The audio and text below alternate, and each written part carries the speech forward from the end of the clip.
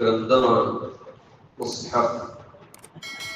ഈ മുസ്ഹഫിലേക്ക് ഒരുപാട് ബഹുമാനമുണ്ട്. നാം ബഹുമാനിക്കേണ്ട വസ്തുക്കളിൽ പെട്ടതാണ് ഖുർആൻ അഥവാ മുസ്ഹഫ്. നിങ്ങൾ നോക്കൂ, ശുദ്ധി കൂടാതെ മുസ്ഹഫ് തൊടാൻ പാടില്ല.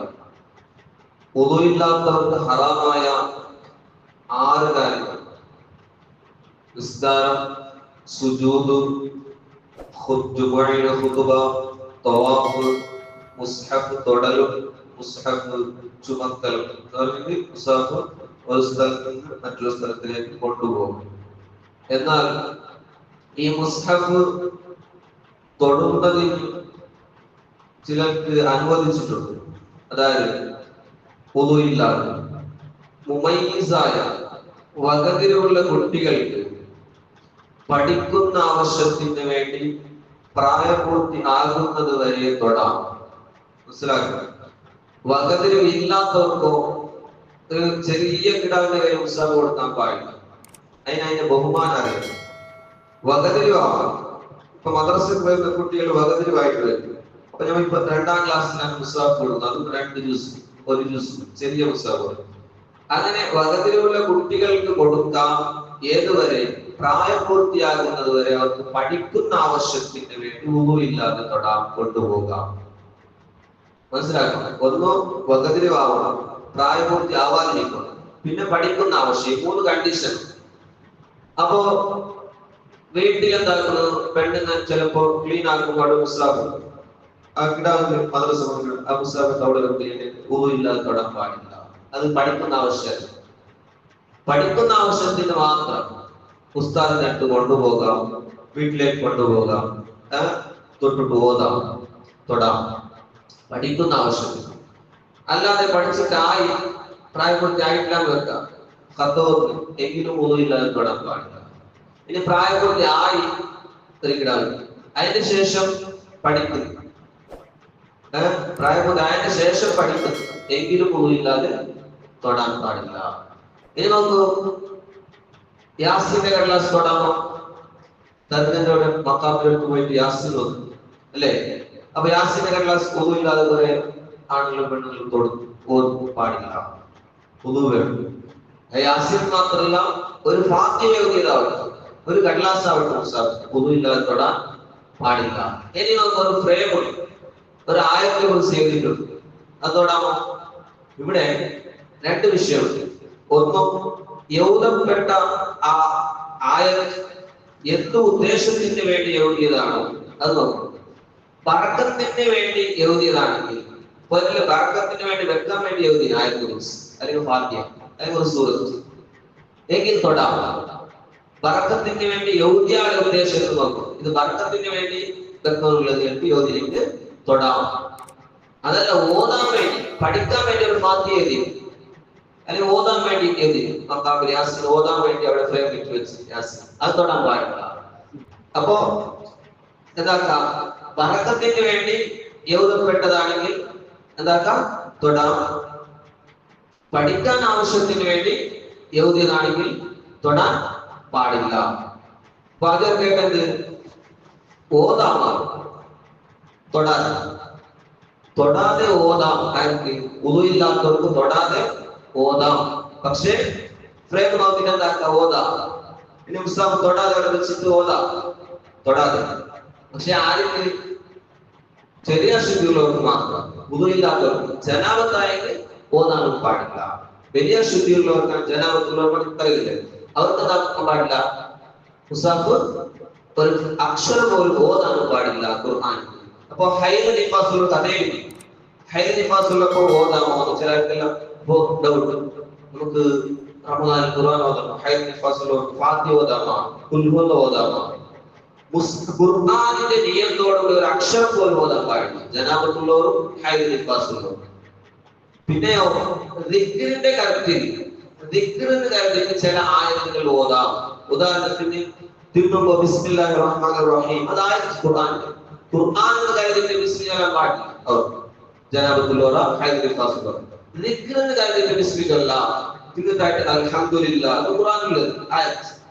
അത് ഹദീസുള്ളവർക്കും ജനാബത്തുള്ളവർക്കും ചെല്ലാം. വാഹനം കയറുമ്പോൾ സുബ്ഹാനല്ലദീ സഖറ ലനാ ഹാദാ വമാ കുന്നാ ലഹു മുഖ്രിനീൻ അത് ഖുർആനിലെ ആയത്ത്. അത് ദിക്റിന്റെ കാര്യത്തിൽ വാഹനം കയറുമ്പോൾ ചെല്ലാം. അതല്ലാതെ ഖുർആനിൽ കഴിഞ്ഞിട്ട് ഒരക്ഷരം പോലും ഹൈദരിഫാസുള്ളവരോ ജനാബത്തുള്ളവരോ ഓതാൻ പാടില്ല. ഒന്നുമില്ലാത്തവർക്ക് എന്താക്കാം, തൊടാതെ ഓതുന്നതിന് ഹത്തമേക്ക് ഓതാൻ വിരോധമൊന്നും ഇല്ല. അപ്പൊ മക്കാമിനടുത്ത് പോയിട്ട് ഒന്നാം പ്രേമ നോക്കിട്ട് ഓതാം, അല്ലെങ്കിൽ എടുത്തിട്ട് യാസിനെല്ലാം ചേർത്തിട്ട് ഓതും, അല്ലാതെ മുസ്ഹഫ് തൊടാൻ പാടില്ല. ഇത് നോക്കൂ, മുസ്ഹഫിന്റെ ബഹുമാനം, മുസ്ഹഫിന്റെ നേരെ കാൽ നീട്ടാൻ പാടില്ല. അവിടെ മുസ്ഹഫ് ഉണ്ടെങ്കിൽ അതിന് നേരെ കാൽ നീട്ടാൻ പാടില്ല. അതുപോലെ ഈ മുസ്ഹഫ് ഒരാൾ കൊണ്ടുവരുന്നു, കിടാവ്, ഒരു 5 വയസ്സിന്റെ കിടാവ് കൊണ്ടുവരുന്ന അവിടെ കിതാബ് എപ്പോഴും പറയുന്ന ഒരു ആലിം വരുമ്പോ, ഒരു പണ്ഡിതൻ വരുമ്പോ എഴുച്ചിരിക്കുമ്പോ സുന്നത്താണ്. അതിനേക്കാൾ ബഹുമാനമാണ് മുസ്ഹഫ് കൊണ്ടുവരുമ്പോ എഴുച്ചിരിക്കൽ. മുസ്ഹഫിന് അത്ര ബഹുമാനം. കൊണ്ടുവരുന്ന കിടാവിനെ ബഹുമാനിച്ചിട്ടല്ല, മുസ്ഹഫിന് ബഹുമാനിച്ചു. അതേപോലെ നിങ്ങൾക്ക് ഈ മുസ്ഹഫിനെ ഒരാൾ ഇങ്ങനെ പിടിച്ചോട് പോകും പാടില്ല, നെഞ്ചിന്റെ അടുത്ത് വീട്ടിൽ വെച്ച് കൊണ്ടുപോകണം. കൊണ്ടുവന്നാ വേണ്ട, ഇങ്ങനെ താത്തി ബുക്ക് പോലെ കൊണ്ടല്ല, മുസ്ഹഫ് നേരെ വീട്ടിൽ വീട്ടും. അതേപോലെ ഉയർന്ന സ്ഥലത്ത് വെക്കാം. മുസ്ഹഫിന്റെ അടുത്ത് മൊബൈല് മറ്റു സാധനങ്ങൾ വെക്കാനുള്ളതാണ്. മുസ്ഹഫ് മാത്രം, ബാക്കിയുള്ള കച്ചവടമൊക്കെ മുസ്ഹഫ് ഇടാൻ പാടില്ല. അതേപോലെ മദ്രസയിലെ കുട്ടികൾ ഈ ചന്തിന്റെ അടുത്തേക്ക് ആക്കിയിട്ട് ബാഗിൽ ഇട്ട് കൊണ്ടുപോകാൻ പാടില്ല. മുസ്ഹഫിന് ഒരു പ്രത്യേകമായ ബഹുമാനമുണ്ട്. അതിനിടയിൽ പൈസ വെക്കാൻ പാടില്ല. മുസ്ഹഫിന് ഇടയിൽ പൈസ വെക്കാൻ പാടില്ല. ബാക്കി കടലാസും അല്ലെങ്കിൽ ബാക്കി എന്തെല്ലാം നമ്മളെ ഇതുണ്ടാവും, അത് വെക്കാൻ പാടില്ല. എത്രത്തോളം നിങ്ങൾക്ക് മുസ്ഹഫിന്റെ ആ വെപ്പ് വെക്കുന്നില്ലേ, അത് അക്ഷരത്തിന് മൂടാൻ പാടില്ല. അതിന്റെ ആ സൈഡ് കയറിയില്ലേ, അതിന്റെ ഉള്ളിലാവും വെപ്പ് വെക്കുന്നത്, അത്ര ഇതായിട്ട്. അങ്ങനെ അത്ര ബഹുമാനം. എത്രത്തോളം നിങ്ങൾക്ക് മുസ്ഹഫിന്റെ വര, മുസ്ഹഫിന്റെ പണ്ടുള്ള വര ഇട്ടുകൊണ്ട് ബഹുമാനിച്ചു അല്ലെ, ഇപ്പോൾ വര കാണില്ല മുസ്ഹഫ്. ആ വര മുസ്ഹഫ് ഉള്ളതോടുകൂടി തൊടാൻ പാടില്ല. അതിന്റെ വര തൊട്ടില്ല, മുസ്ഹഫ് അതിന്റെ ഉള്ളിലുണ്ടെങ്കിൽ ആ വര പോലും തൊടാൻ പാടില്ല. അത്രയും പുതുവില്ലാതെ ആ വര പോലും തൊടാൻ പാടില്ല. അത്രയും ബഹുമാനം. ഇനി തുമ്പുനീരിട്ട് മുസ്ഹഫ് മരിക്കാൻ പാടില്ല, അത് അതിന്റെ അതവ് കേടാണ്. അതുകൊണ്ട് ഈ നിസ്സാരമാക്കുന്ന ഉദ്ദേശം ഉണ്ടെങ്കിൽ ഇസ്ലാമിൽ പുറത്തു പോകും. മുസ്ഹഫിന് കച്ചറായിട്ട് തുമ്പുനീര് ഇട്ടതായിട്ട് നിസ്സാരമാക്കുന്ന ഉദ്ദേശം ഉണ്ടെങ്കിൽ, അല്ലെങ്കിലും അത് പാടില്ല. ഇനി ഞാൻ പറഞ്ഞു, പഠിക്കുന്ന ആവശ്യത്തിന് വേണ്ടിതാക്കാം, കൊണ്ടുപോകാം, കൊണ്ടുവരാം. അത് പ്രായപൂർത്തി ആകുന്നത് വരെ മാത്രമാണ്. ഇത് നോക്കൂ, മുസ്ഹഫ് അതിന്റെ കൂടെ മറ്റ് എഴുത്തും, ഉദാഹരണത്തിന് ഒരു സ്വലാത്ത് കിട്ടാം, അതിൽ യാസീനുണ്ട്, ആദമ സ്വലാത്തുണ്ട്, കഞ്ചുൽ അർശുണ്ട്, പിന്നെ നൂറുലിമാനുണ്ട്, എല്ലാം ഉണ്ട്. അങ്ങനെ മുസ്ഹഫിന്റെ ഖുർആനിന്റെ അക്ഷരങ്ങൾ നോക്കുമ്പോ ബാക്കിയുള്ള അക്ഷരത്തിനേക്കാൾ കുറച്ച എങ്കിൽ അത് എന്താക്കാം, ഒന്നുമില്ലാതെ തൊടാം. മനസ്സിലാക്കാം? ഖുർആനിന്റെ അക്ഷരം ബാക്കിയുള്ള അക്ഷരത്തിനേക്കാൾ കുറച്ചാണെങ്കിൽ അത് ഒന്നുമില്ലാതെ തൊടാം. അതുപോലെ തഫ്സീറിന്റെ കിതാബ് ചിലതെത്തുണ്ട്, ഖുർആനേക്കാൾ കൂടുതൽ തഫ്സീർ വ്യാഖ്യാനങ്ങളിൽ, എങ്കിൽ അത് ഒന്നുമില്ലാതെ തൊടാം. ഇനി ഒരു നാട്ടിൽ നിന്ന് മറ്റൊരു നാട്ടിലേക്ക് കൊണ്ടുപോകണം, മുസ്ഹഫ് മാത്രം ഉദ്ദേശം, എങ്കിലും ഒന്നുമില്ലാതെ കൊണ്ടുപോകാൻ പാടില്ല.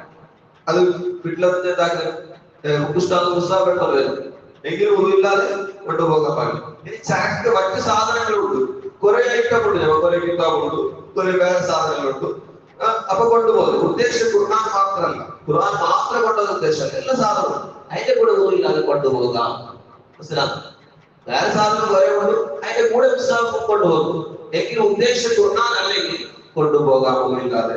അതല്ലാതെ മുസ്ഹഫ് മാത്രം കൊണ്ടുപോകുമ്പോ എന്താക്കണം, കൊണ്ടുപോകാനും വുളൂ വേണം. പിന്നെ മുസ്ഹഫിന്റെ ബഹുമാനം നാം കാത്തു സൂക്ഷിക്കണം. കാരണം എത്രത്തോളം ഒരു മുസ്ഹഫ് ഉണ്ടോ, അത് കുറെ ഓതാതെ കുറെ കാലമായി വെച്ചിട്ട്, എങ്കിലും അത് നമുക്ക് ശപിക്കും, ആഖിറത്തിൽ നമുക്ക് കേടായി സാക്ഷിയാകും. അതുകൊണ്ട് ആവശ്യമില്ലാത്ത മുസ്ഹഫ് വെക്കാൻ പാടില്ല. ഇനി എത്രത്തോളം ഇവിടെ ഉപയോഗശൂന്യമായ മുസ്ഹഫുകൾ ഉണ്ടാവും, അതെന്താക്കണം, ഒരാൾക്ക് സംശയം, നിങ്ങൾ ഓതാത്ത കുറെ മുസ്ഹഫ് പുസ്തകം എങ്ങനെ ഓതാത്തത്, അത് ഓതാനാണില്ല, കടലാസ് എല്ലാം പണ്ടത്തെ കീറിയിട്ട് അങ്ങെത്തി, എങ്കിൽ എന്താക്കണം, ആ മുസാഫിനെ നമ്മൾ എന്താക്കണം അറിയോ? കത്തിക്കണം, മായിച്ചു കളയണമെന്ന് പണ്ടത്തെ ഇത് പറയും. മായ്ക്കുന്നത് ഇപ്പൊ ആണില്ല. പണ്ടത്തെ മായ്ക്കണം, കണ്ടിട്ട് മായ്ക്കണം. ഇപ്പൊ നമുക്ക് ഇതാക്കണോ? അതിന് കത്തിക്കണം. അപ്പൊ കത്തിക്കൊരു ഒരാൾക്ക് കത്തിക്കണം. അപ്പൊ ഉപയോഗശൂന്യമായ അത് ഓതൽ ഒരു നിലക്ക് ആണില്ല, അല്ലെങ്കിൽ റെഡിയാക്കാനാവില്ല, വേറെ എങ്ങനെ ബൈറ്റാക്കിട്ട് നേരാക്കാനാവില്ല. എങ്കിലെന്താക്കണം? അതിനെ കത്തിക്കണോ? കത്തിനെന്താക്കണോ? നമ്മള് ചവിട്ടാത്ത ഒരു സ്ഥലത്തേക്ക് ഒരു കുഞ്ഞാക്കിട്ട് എന്താക്കിട്ട് മൂടോ, മനസ്സിലാക്കി. അല്ലാതെ കിണറ്റിലേക്ക് ഇടുന്നത്, പുഴയൊക്കെ വരച്ചിരുന്ന്, കടലിലേക്ക് ഇരുന്ന് അതൊന്നും പാടില്ല. അവിടെ പിന്നെ പോയിട്ട് പിന്നെ അവിടെ കച്ചൽ തന്നെ. അതുകൊണ്ട് അങ്ങനെ ആക്കുന്നല്ല. ഉപയോഗശൂന്യമായത് എന്താക്കണം? നല്ല സൂക്ഷിച്ചിട്ട് കത്തിച്ചിട്ട് ഒരു വലിയ കുഞ്ഞാക്കിട്ട് എന്താക്കിട്ട് ബാക്കി കാര്യങ്ങൾ അല്ലാഹു സുബ്ഹാനഹു വ തആല ഖുർആനിൽ ഒരുപാട് കാര്യങ്ങൾ മനസ്സിലാക്കി ജീവിതത്തിൽ പകർത്താൻ